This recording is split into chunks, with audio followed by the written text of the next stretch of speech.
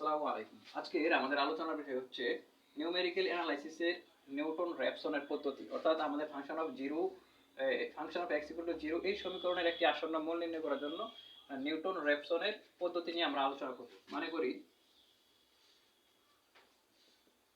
Function of x equal to 0 এই সমীকরণে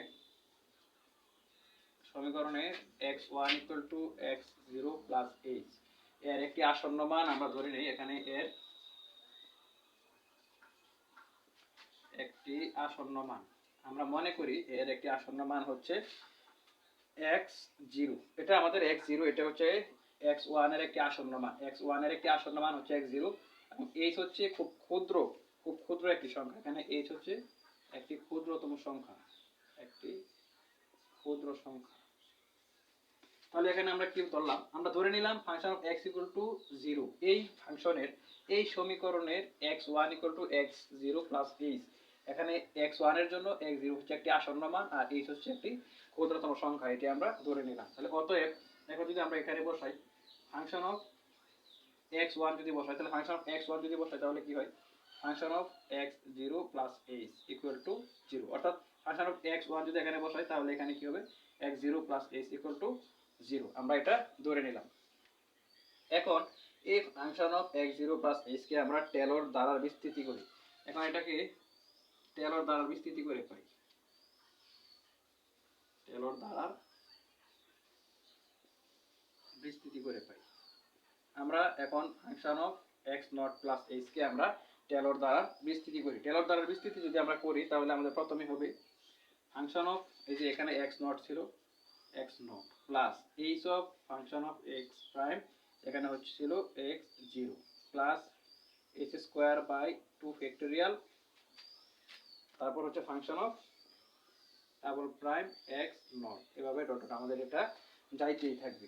ঠিক আছে, এটা সমান আমরা তাহলে এটা সমান ধরছিলাম কত? সমান সমান এখানে হচ্ছে 0। তাহলে function of x0 plus h of function of prime x0 plus a square, অর্থাৎ আমরা টেলর ধারা এটাকে বিস্তৃত করলাম। এটা বিস্তৃত করার পর এখন যেহেতু এখানে কিন্তু h খুবই ক্ষুদ্রতম সংখ্যা, যেহেতু h খুবই ক্ষুদ্রতম সংখ্যা, যেহেতু h খুবই ক্ষুদ্রতম, সুতরাং আমরা এখানে h এর দ্বিতীয় বা এর অধিক যে ঘাতগুলো আছে, দ্বিতীয় বা তার অধিক মাত্রার পদগুলো বর্জিত করি। অর্থাৎ আমাদের ফাংশন অফ x0, এই ফাংশন অফ এখানে আমাদের h যেহেতু খুবই ক্ষুদ্রতম সংখ্যা, সুতরাং আমরা h এর এই যে পাওয়ার 2 অথবা 2 এর বেশি যে ঘাতগুলো আছে এগুলোর জন্য আমরা এই x এই পদগুলো আমরা বর্জিত করব। এই পদগুলো যদি আমরা বর্জিত করি তাহলে কি হয়?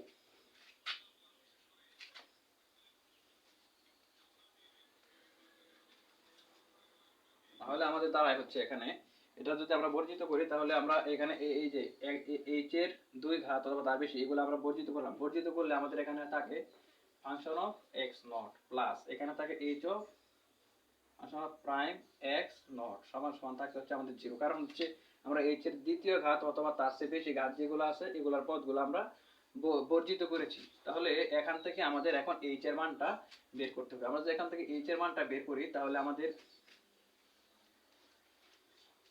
h এর মান বের করতে হলে আমরা এখানে h function of x0 equal to এখানে ছিল কত? প্লাস, এটা এখানে এসে হয়ে যাবে মাইনাস x0। তাহলে আমরা যদি এখন h এখানে রাখি তাহলে হয় কি মাইনাস ফাংশন অফ x0 ভাগ প্রাইম অফ x0। এটা আমরা পেয়ে গেলাম হচ্ছে h এর মান। এখন এই h এর মানটা আমরা প্রথম আসন্ন মানের জন্য যদি বসাই তো এটা কিন্তু আবার নট ইকুয়াল টু 0, এটা কিন্তু আবার 0 হয় না। সুতরাং প্রথম আসন্ন মান, তাহলে প্রথম আসন্ন মানটা আমাদের কত ছিল? আমাদের প্রথম আসন্ন মানটা ছিল x1 equal to x0 plus h। এটা ছিল আমাদের প্রথম আসন্ন মান। অর্থাৎ যেহেতু x1 তাহলে আমাদের প্রথম আসন্ন মান এটা আমরা ধরে নিয়েছিলাম। সুতরাং এখানে x0 আর h, এই h এর মান হচ্ছে এই যে minus function of x0 by function of prime x0। Naught. এটি হচ্ছে আমাদের প্রথম প্রথম আসন্ন মান। ঠিক একইভাবে পর্যায়ক্রমে কিন্তু আমরা এখন পরবর্তী মানগুলো বের করতে পারবো। পর্যায়ক্রমে আমরা x2 x3 xn এভাবে আমরা কিন্তু মান বের করতে পারবো। তাহলে এখান থেকে আমরা কি পাবো? তাহলে xn প্লাস 1 অর্থাৎ x এর মান যদি n প্লাস 1 হয় তাহলে আমাদের এখানে হবে আসন্ন মান হবে xn minus function of xn by function of prime xn। এটি হবে আমাদের আসন্ন মান, যেখানে n হবে 0 1 2 3। ইহাই হলো নিউটন র্যাপসন পদ্ধতি। ইহাই হলো নিউটন র্যাপসন পদ্ধতি। তাহলে আমাদের এখানে মূল আলোচনার বিষয়টা ছিল নিউটন র্যাপসন পদ্ধতি। নিউটন র্যাপসন পদ্ধতিতে আমাদের একটা সমীকরণ দেওয়া ছিল function of x equal to 0। এই সমীকরণের জন্য আমাদের প্রথম আসন্ন মান আমরা কল্পনা করেছিলাম হচ্ছে x1 equal to x not plus h। এটা আমরা প্রথমে কল্পনা করেছিলাম। তারপর পরবর্তী ধাপটা ছিল আমাদের, এটা হচ্ছে আমাদের 1 নাম্বার ধাপ। 2 নাম্বার ধাপটা ছিল আমাদের, এটাকে আমরা টেলর ধারায় বিস্তৃত করেছিলাম। টেলর ধারায় বিস্তৃত করার পর আমরা দেখলাম যে h এর h square by 2 factorial function of x naught বা এইরকম আসছে। তখন আমরা এই h স্কয়ার অর্থাৎ h এর দুই ঘাত অথবা তার চেয়ে বেশি ঘাতের যেই মানগুলো ছিল, পদগুলো ছিল, এগুলো আমরা বর্জিত করেছি। এই দুই ঘাত অথবা তার বেশি ঘাতগুলো বর্জন করার পর আমরা এখানে পেয়েছিলাম আমাদের function of x not plus h of function f prime of x not এটা সমান 0। আমরা এটা পেয়েছিলাম। তারপর এখানে আমরা এখান থেকে আমরা h এর মানটা নির্ণয় করলাম। এখানে h এর মানটা নির্ণয় করে আমরা আমাদের এই প্রথম ধাপে এই জায়গায় বসিয়ে দিয়েছি। তখন আমাদের আসন্ন মান কিন্তু আমরা পেয়ে গেছি। তো এইভাবে আমরা যদি x এর প্রথম আসন্ন মান এটা পেয়েছি, এখানে দ্বিতীয় আসন্ন মান হলে শুধু এখানে 1 এর জায়গায় 2 হতো। এখানে 2 হলে এখানে হয়ে যেত 1, এখানে হয়ে যেত 1, এখানে 1। এখানে যদি আমরা 3 দিতাম তাহলে এখানে হয়তো 2, তাহলে এখানে হয়ে যেত 2, এখানে হয়ে যেত 2। অর্থাৎ এখানে যদি n হয় তাহলে এখানে কিন্তু xn-1 হবে। অর্থাৎ এখানে যা হবে তার চেয়ে এখানে কিন্তু 1 কম হবে। এখানে 1 কম হবে, এখানে 1 কম হবে। আশা করি আপনারা সকলে বুঝতে পেরেছেন। ধন্যবাদ সবাইকে।